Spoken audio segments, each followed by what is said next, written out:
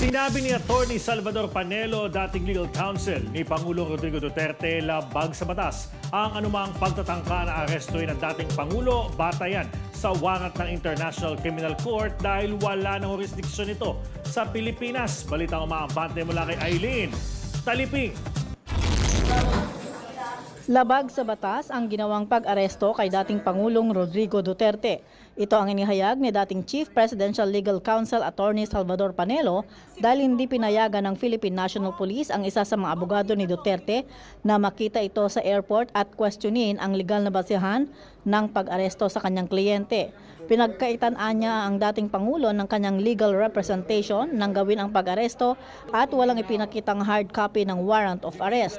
Iginiit ni Panelo na iligal ang ginawang pag-aresto sa dating Pangulo dahil ang warrant of arrest niya ay galing sa spurious source, ang ICC, na walang jurisdiksyon sa Pilipinas.